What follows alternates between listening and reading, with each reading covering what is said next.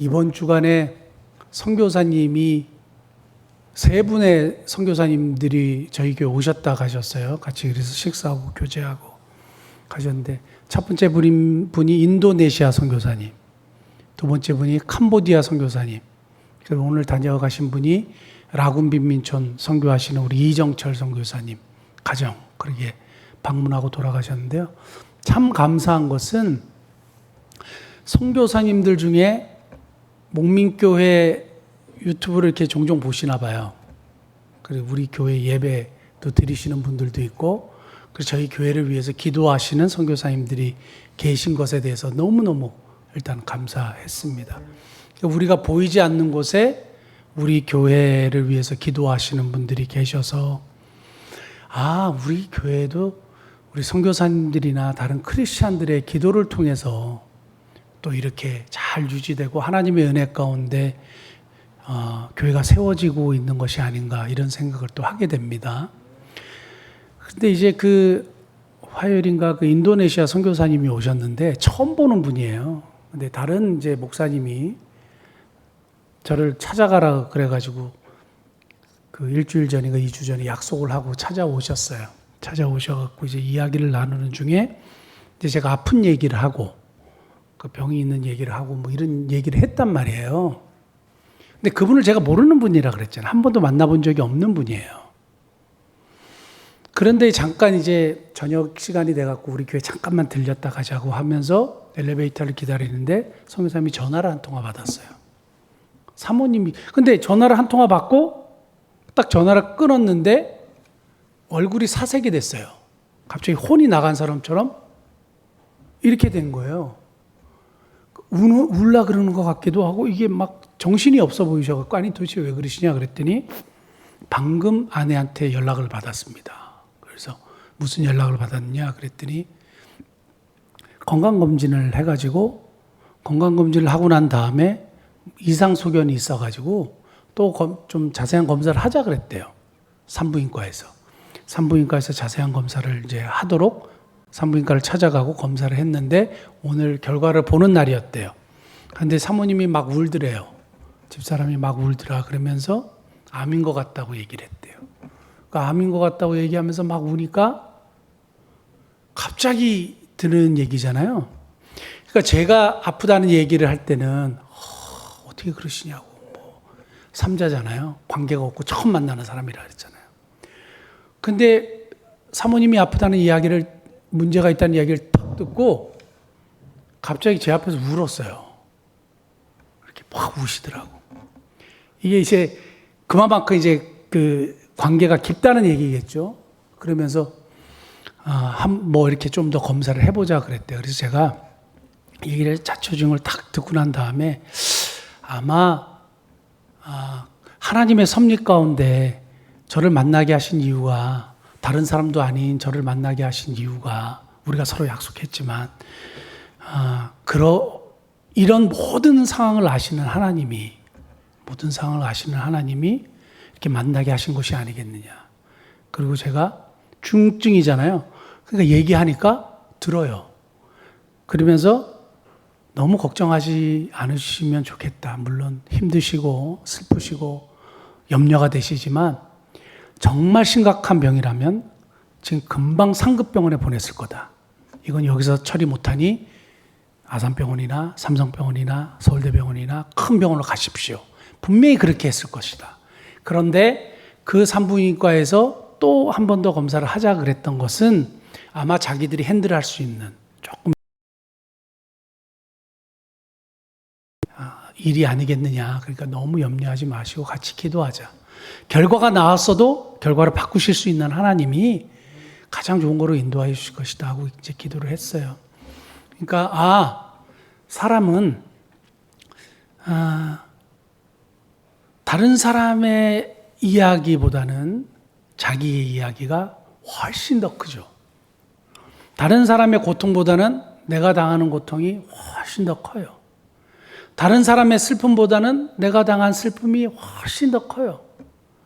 비교해보고 객관적으로 보면 다른 사람이 경험하고 당하고 있는 고통이 훨씬 큰데 내가 경험하고 있는 것을 훨씬 더 크게 여겨요. 그래서 이 문제에 만약에 빠져 있으면 다른 사람의 슬픔이나 아픔에 대한 공감을 전혀 할 수가 없어요. 그러니까 크리스찬은 어떤 사람이냐? 비록 내 문제가 있지만 다른 사람에게도 시선을 돌리고 그들의 아픔에 대해서 공감할 줄 아는 사람인 거죠. 그래서 제가 그 선교사님의 눈물을 보면서 막 생각이 많아지더라고요. 그러면서 내가 할 수 있는 건 뭐냐 하면 위로하는 거예요. 왜냐하면 그분은 지금 당장 처음 겪어보는 일이라 와이프가 암이라니까, 사모님이 암이라니까 막 어떻게 할 수가 없는 거예요. 근데 이제 유경험자니까 여러 가지로 얘기해주고 격려해주고 그리고 일단은 보냈는데 그 사건을 경험하면서 성도님들하고 비록 나도 어떤 문제에 빠져 있을 수가 있고 내가 경험하는 여러 가지 스트레스가 있고 어려움이 있지만 다른 사람의 스트레스와 어려움도 내가 당하는 것보다 더 클 수 있어요. 그런데 내 것만 크기 때문에 내 감정을 드러내고 하는 것보다는 조금 더 성숙하게 다른 사람에게도 눈을 돌리고 또 위로할 수 있는 그러한 자리까지 나가는 성숙한 저와 여러분 되시기를 축복합니다. 오늘 마가 요한, 존 마크, 영어로는 존이에요. 존이 먼저 들어가요. 마크 존이 아니고 존 마크예요. 그 미국에서 테니스를 처음에 유학할 때 영어 이름을 지려는 거예요. 한 번도 생각을 안 해봤거든요. 그래서 제 이름이 정목인데 한 번도 생각을 안 해봐가지고 제가 갑자기 생각나는 이름이 다윗이었어요. 그래서 데이빗으로 할까 했는데 옆에 다 데이빗이야. 그래가지고 데이빗 하면 안 되겠는데? 그래가지고 다니엘이라는 이름을 줬어요. 그래서 테니시에서 나오는 그 서류에는 항상 정목 데니엘 리 이렇게 돼 있습니다. 데니엘 리 이렇게 돼 있는데 나중에 알고 보니까 데니엘이 너무 많은 거예요. 저는 그게 데니엘인지 모르는데 댄 이렇게 부르는, 우리 영화 같은 거 보면 댄 이렇게 부르거든요. 댄이 다니엘의 약자예요. 댄이 너무 많아요. 데이빗보다 더 많아요. 나중에 후회했는데 뭐 이렇게 어떻게 바꿀 수가 없어갖고 데니엘로 하다가 뉴욕에서 목회를 하는데 성공의 신부 목사님, 성공의 신부라고 하기도 하고 그냥 목사님 우리말로, 성공의 신부님이 저한테 이름이 뭐냐 그래서 정목이라고. 정목? sounds like John Mark. 마가 요한이라는 거예요. 이게 비슷하게 들린다 이 말이에요. 그 다음부터 한 번도 생각해 보지 못했는데 사람들한테 제가 미국 사람들 소개할 때 존 마크 이렇게 얘기하거든요. 이름이 비슷하잖아요. 이름이 너무 좋은 거예요. 근데 마가를 생각할 때는 항상 느낌이 부정적이었어요. 그래서 존 마크라는 말을 자주 하지 못했는데 마가 요한을 자세히 보면 참 괜찮은 사람인 거예요. 참 괜찮은 사람인 거예요. 왜 부정적인 이미지가 있었느냐 보면 이 마가라는 사람이 바울과 바나바가 동행하는 선교 여행을 가다가 밤빌리아라는 곳에서 그냥 돌아가 버렸어요. 예루살렘으로. 무슨 이유인지 성경에 밝히지 않습니다. 마음에 안 들었든지 신앙이 파선했든지 하여튼 돌아가 버렸어요. 그리고 나서 이 바울과 바나바가 마가 때문에 막 싸워요. 그래갖고 바울과 바나바가 헤어져요. 이 위대한 사람들이 마가 때문에 헤어져요. 그래갖고 마가 얘는 이래. 속으로 얘는 왜 이런 거야? 뭐 이러면서 저희가 막 그랬거든요. 아니 이분은 뭐 때문에 이렇게 바울과 바나바의 그 선교 이 여행에서 떠나가지고 자기 마음대로 해가지고 하면서 마가 요한에 대한 부정적인 이미지가 형성이 됐거든요. 근데 오늘 마가복음은 이 마가 요한이 썼습니다. 그래서 여러분들에게 이 마가 요한에 대해서 간단하게 한번 말씀을 나누기를 원하는데, 저 마가 요한, 우리는 마가로만 알잖아요. 저 이름이 도대체 어디서 나오느냐? 성경 한번 볼까요? 사도행전 12장 12절 보면, 깨닫고 마가라 하는 요한의 어머니 마리아의 집에 가니 여러 사람이 거기에 모여 기도하고 있더라. 아지트라는 말 아시죠? 초대교회 성도들의 아지트가 어딘지 아세요? 마가의 집이었어요. 성령이 어디로 임한지 아세요? 마가의 다락방이라 그러죠. 그 마가의 다락방을 누가 오픈했냐? 사실은 마가가 이렇게 호스트로 이렇게 문을 열어주고 했던 게 아니라 마가의 어머니가 그 집을 내놨어요. 초대교회 성도들의 피신처로 또는 아지트로 이렇게 내놨어요. 그래서 항상 여기에 모여서 기도하고 예배하고 섬기고 하는 일들이 누구의 집에 있었었냐? 마가의 집에 있었어요. 그 여기서 마가라 하는 누구예요? 요한, 존, 마크 이렇게 되거든요.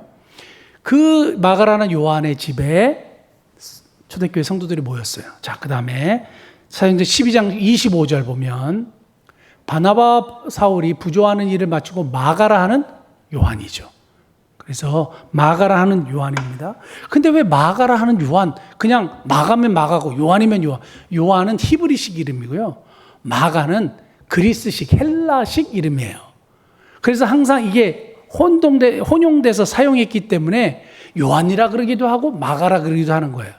한 구절만 더 찾아볼게요. 사도행전 13장 13절 보면 바울과 및 동행하는 사람들이 바보에서 배 타고 밤빌레아에 있는 버가에 이르니 요한은 그들에게서 떠나, 여기서 요한이 마가 요한이에요. 이게 이제 사단이 된 거예요. 여기서 떠나갖고 예루살렘으로 갔어요. 이것 때문에 막 다툼이 일어나고 그 자식은 거기서 예루살렘으로 돌아가서 나는 마가를 데려갈 수 없어요 한 것이 바울의 입장이고, 그래도 마가 격려해서 데려갑시다 하는 것이 바나바의 입장이고, 왜냐하면 바나바는 마가의 삼촌이었거든요. 마가의 삼촌이었어요. 그러니까 데려갑시다 이렇게 했는데 바울은 싫다 이렇게 해갖고 둘이 크게 다투었다고 성경이 기록하고 있습니다. 그래서 이 마가 때문에 다툼이 일어났지만 어쨌든 간에 이름이 요한이라고 불리기도 하고 마가라 부르기도 하고, 그래서 마가 요한이라 부른다. 그 사람이 누구냐? 오늘 마가복음을 기록한 저자다. 마가복음을 기록하는데 하나님께서는 우리 유기적 영감서를 믿거든요. 그건 뭐냐면 하나님이 지시한 걸 그냥 베꼈어. 받아 적었어. 그 기계적 영감서라 그래서 사람을 그냥 기계처럼 사용하시지 않았다 이거예요. 우리는 기계적 영감서를 믿지 않고 유기적 영감서를 믿어요. 그건 뭐냐면 그 사람의 필체, 그 사람의 탤런트, 그 사람의 문체, 지식, 학식 이런 걸 다 사용해 가지고 하나님이 거기에 영감을 불어 넣으셨다. 그렇게 보거든요. 그래서 마가가 아주 잘 마가복음을 기록했어요. 복음의 엑기스를 잘 기록했고 정말로 예수님이 이 땅에 종으로 오신 것을 정말 잘 묘사했다. 이렇게 이제 얘기하는데, 그래서 마가는 똑똑한 사람이었던 것 같아요. 근데 마가를 통해서 한번 살펴보기 원하는 것은 제가 볼 세 가지예요. 세 가지인데 첫 번째는 뭐냐 하면 신앙의 유산이에요. 신앙의 유산인데 누구의 유산이냐? 엄마요. 아까 마가의 엄마 누구예요? 마리아야. 예수님의 어머니도 마리아. 마가의 어머니도 마리아. 이 마리아라는 분들이 정말 좋은 일들을 많이 하셨어요. 예수님의 부활을 처음 목격한 사람도 막달라 사람 마리아예요. 이 마리아들이 너무 하나님의 일들에 크게 쓰임을 받은 사람들인데, 마가의 어머니 마리아가 마가에게 뭘 줬느냐 하면 그냥 삶으로 보여준 거예요. 무슨 삶으로 보여줬느냐? 초대교회 성도들을 자기 집에 모셔드린 거예요. 출교되는 것도 두려워하지 않고 믿음을 가지고 이 초대교회 성도들을 자기 집에 드리고 섬기고 열고 했어요. 제가 초등학교 다닐 때, 엄북초등학교를 다닐 때 저희 집이 반지하 살았거든요. 방이 두 칸인데 이렇게 열리는 가운데 문이 있었어요. 유리로 된 이렇게 문이 있었고 방이 되게 조그맸어요. 그래서 방이 두 칸이었어요. 할머니하고 저하고 이쪽에 자고 어머니, 아버지, 형, 누나 6 식구가 같이 살았거든요. 근데 그 집을 뭘로 내놨냐면 교회로 내놨어요. 교회로 오픈했어요. 그래서 그 당시에 개척했던 청담동에서 개척했던 광명교회라는 교회가 저희 집에서 개척 예배를 하면서 개척교회로 시작을 했어요. 근데 저는 그게 되게 좋은 추억이고 되게 좋은 과거의 그 추억들이에요.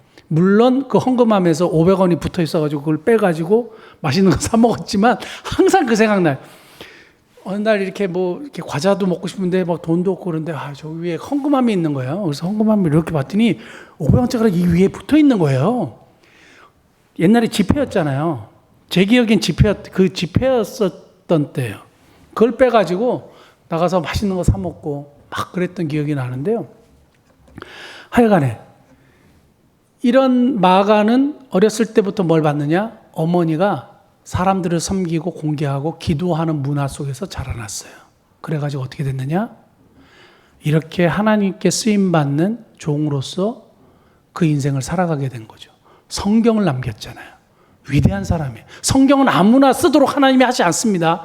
그냥 아무나 불러가지고 야, 너 참 성경 한번 써라 이러지 않아요. 아무나 부르지 않는단 말이에요. 근데 마가를 이렇게 하나님이 사용하시는 그 근저에는 누가 있었느냐? 어머니가 있었어요. 그래서 지금 자녀를 위해서 우리가 열심히 기도하고 변함없이 기도해야 되는 것은 어머니와 아버지의 신앙을 통해서 정말 놀라운 하나님의 역사가 일어난다는 사실이에요. 그래서 눈물을 흘리며 기도하는 어머니의 자식은 망하지 않는데요. 그거는 하나의 성경 말씀은 아니지만 기독교 전통이 쭉 오면서 눈물로 자식을 위해서 기도했던 어머니의 기도가 땅에 떨어진 적이 없다. 이렇게 얘기를 합니다. 저는 우리 아이들이 저한테 자기들이 다이아몬드 수저래요. 그래서 왜 다이아몬드 수저냐 그랬더니 신앙의 다이아몬드 수저라고 자기들이 생각한대요. 그래서 제가 너무너무 고마웠고 지난 3월 25일에 제 생일이었거든요. 근데 이제 같이 이렇게 뭐 치킨하고 이렇게 뭐 시켜갖고 먹는데 휴지가 있었어요. 근데 휴지를 이렇게 빼니까 5만 원짜리가 나와요. 그래서 이렇게 이거 있잖아요. 5만 원짜리 쭉 하니까 돈이 계속 나오는 거예요. 그래서 세보니까 52만 원이요. 52만 원, 만 원짜리 2장, 그 다음에 그 5만 원짜리 10장인가요? 10장. 뭐 하여튼 그래가지고 52만 원을 애들이 줬어요. 야, 니네가 무슨 돈으로, 제가 만 52세니까 무슨 돈으로 이렇게 했냐니까 자기들이 아르바이트 먹고 하여튼 모아가지고 무리를 한 거야. 근데 뭐라 그러냐면, 아빠, 이 돈은 약속을 해야 된대. 무슨 약속을 해야 되냐? 절대 기부하지 말 것. 둘째, 헌금하지 말 것. 셋째, 선교사님이나 누구 성경금으로 절대 쓰지 말 것. 이런 거를 약속받아. 이건 반드시 가정과 엄마와 아빠를 위해서 사용할 것. 그래서 제가 뭘 감사했냐면 우리 자녀들이 아빠가 돈을 어떻게 쓰는지를 알고 있구나. 그게 감사했어요. 애들은 안 보는 것 같지만 다 봐요. 그러니까 마가가 어머니가 어떻게 했는지 본 거죠. 그래서 평생을 그 일대의 그 위대했던 사도들을 다 섬겼어요. 바울과 베드로요.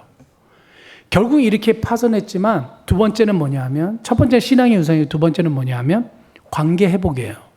관계 회복인데 누구랑 관계 회복했느냐? 바울하고도 10년 후에 관계 회복해요. 그 다음에 베드로는 마가를 불러오라 그랬어요.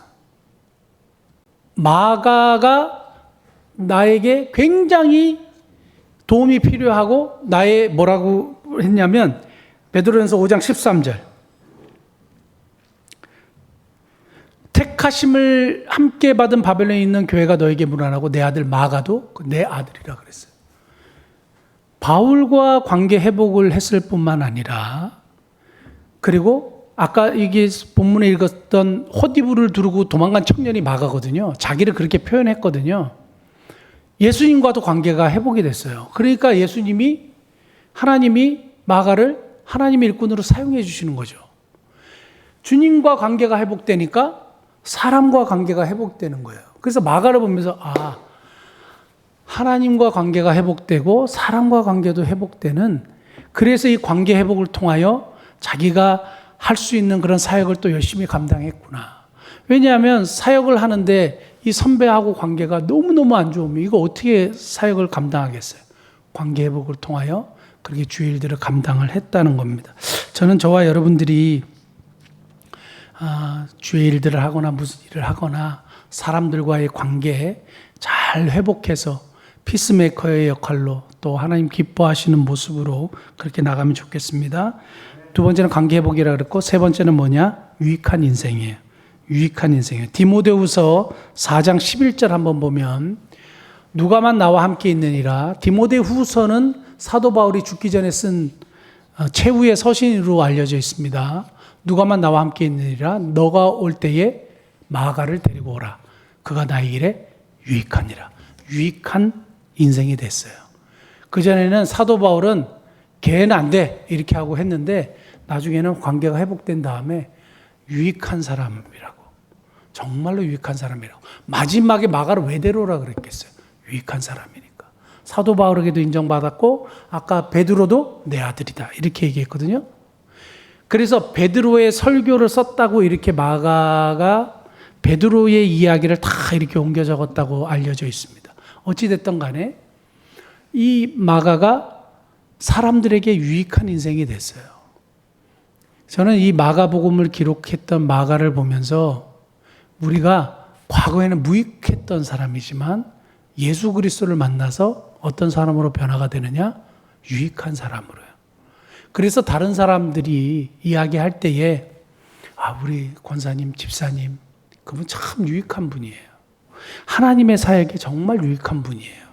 이런 평가를 얻는 저와 여러분 되시기를 예수님 축복합니다. 3가지 말씀드렸는데요. 신앙의 유산이고, 그래서 우리 자녀들에게 정말 다른 거 말고 신앙의 유산 하나 물려주면 참 좋겠습니다. 제가 영상 하나 준비했는데요. 혹시 영상 가능합니까? 이분이 누구냐 하면 탄자니아 연합대학교 그 총장님이세요. 김성수 총장님이라 분인데 제가 이 설교 준비하다가 이분의 짧은 그 동영상을 봤던 기억이 난 거예요. 이분이 그 내가 매일 기쁘게라는 곳에 나오셨나 봐요. 나와셔가지고 얘기를 하는데 유산 얘기를 하신 거 우연히 제가 보게 됐고 오늘 말씀 보니까 이 생각이 나서 한번 들어보시겠습니다. 이제 부친이 이제 유산을 받아라 이렇게 해요. 뭐 개척교회 목사님이 유산이 뭐 있느냐 적으라 그래요. 말씀을 겨우 하시면서. 그래서 이제 제가 종이를 들고 이제 적으니까 사랑하는 자녀들아 믿음을 유산으로 받아라. 그리고 적고 그 다음에 또 이제 하나 더 받아라 그래요. 그래서 이제는 무슨 뭐 토지 문서나 이런 게 있는가. 아버지께서 할렐루야 할렐루야 할렐루야 할렐루야 할렐루야 할렐루야 나는 기도로서 모든 것을 승리했다. 기도하자. 분명히 말씀드리고 있는 것은요. 하나님께서 반드시 그들의 자녀들을 향해서 아낌없는 복으로 채워주실 것이다. 아멘. 그 지난번에 오셨던 이성근 선교사님도 똑같은 얘기 했잖아요. 경관 피난처가 있다고. 하나님을 경외하는 자의 자녀는 경관 피난처가 있다고. 저와 여러분들이 진짜 신앙의 유산을 우리 자녀들에게 물려주고 하나님과의 관계 회복과 이웃과의 관계 회복을 통해서 그리스도의 복음을 증거하고 정말 유익한 인생으로서 평가받는 저와 여러분들의 인생 되시기를 축복합니다. 기도하시겠습니다.